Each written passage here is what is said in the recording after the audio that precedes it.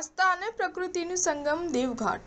પ્રકૃતિની ગોદમાં આનંદ માણવા માટેનું બેસ્ટ ડેસ્ટિનેશન. રાત્રિ રોકાણ માટે સાતપુડાની રમણીય ગિરિમાળાની વચ્ચે ઇકો ટુરિઝમની ઉત્તમ વ્યવસ્થા. સુરત જિલ્લામાં ઉમરપાડામાં આવેલું આસ્થા અને પ્રકૃતિના સંગમ સમૂહ ઇકો ટુરિઝમ. ધોધ, ડુંગરો અને વનરાજીની વચ્ચે પ્રકૃતિનું સાનિધ્ય માણવા માટે પર્યટકોના ધાડે ધાડા ઉમટી પડે છે. એક તરફ પ્રકૃતિ અને બીજી તરફ આદિવાસી સમાજના આરાધ્ય દેવી દેવતા યાહામોગી માતા વિન્યાદેવ અને રાજા પાંતુનું સ્થાનક આદિવાસી સમાજના લોકો માટે એક આસ્થાનું કેન્દ્ર છે.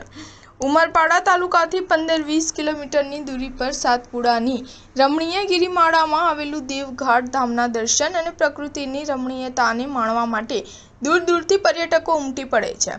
દેવઘાટ નદી પર પડતો ધોધ પર્યટકોમાં વિશેષ આકર્ષણનું કેન્દ્ર બન્યો છે, જ્યારે ઊંચા ઊંચા ડુંગરો અને લીલાછમ વનરાજી પ્રકૃતિના ખોળે રમવા માટે આહ્વાન કરે છે. અમે કહીએ તો ખોટું નથી. આમ તો દરરોજ અહીં પર્યટકોનો ખાસો ઘસારો રહેતો હોય છે, પરંતુ શનિ અને રવિવારે મોટી સંખ્યામાં શ્રદ્ધાળુઓ અને પ્રકૃતિ પ્રેમીઓ અહીં ઉમટી પડે છે.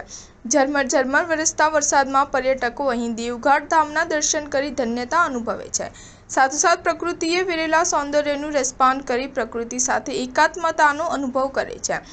વડીલો પાસેથી જાણવા મળેલી વિગતો અનુસાર દેવઘાટ ધામનું મૂળ નામ દેવકાંઠ છે.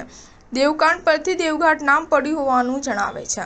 આ સ્થળ મહાયોગી માતા, કાલિકા માતા, વિન્યાદેવ અને રાજા પાંતુનું મૂળ સ્થાનક હોવાનું પણ અહીંના લોકો માને છે. આ ઉપરાંત અહીં બજરંગબલી અને ભગવાન ભોલેનાથ પણ બિરાજમાન છે.